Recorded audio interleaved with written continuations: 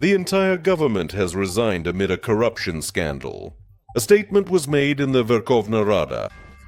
The head of the Verkhovna Rada called on deputies to stop politically blocking the podium and return to constructive work. And now, more information in our report. My name is Yevhen Sirot, and this is the Glavrid channel. Subscribe and give us a like. Let's get started. The chairman of the Verkhovna Rada, Ruslan Stefanchuk, addressed the members of parliament, demanding that they support the decision to dismiss the ministers. He also strongly criticized those parliamentarians who disrupted the vote by blocking the podium during the vote, calling their actions irresponsible. He announced this on his Facebook page. He emphasized that Parliament must fulfill its responsibilities and duties, as a country at war cannot allow political sabotage.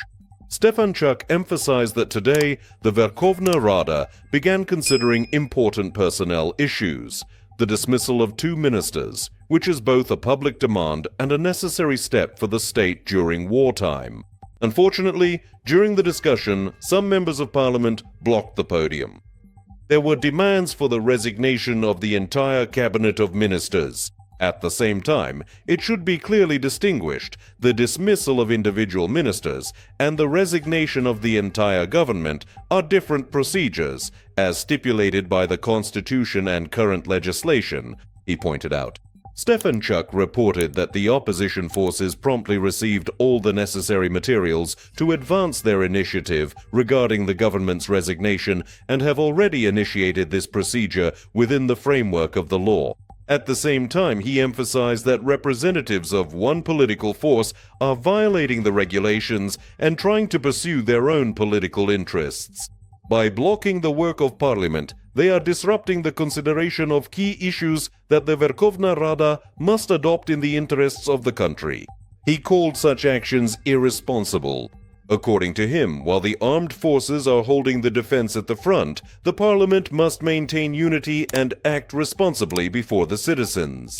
Discussions and differing positions are possible, but there is a line after which political ambitions become a threat to the state. Stefanchuk emphasized that the Rada must fulfill its constitutional functions, as the country expects decisions, not blockages. Therefore, he called on all members of parliament to return to constructive work tomorrow and to fulfill the duty entrusted to us by the Constitution. Today, it is important to think not about one's own ratings, but about what Ukraine will be like tomorrow, he concluded.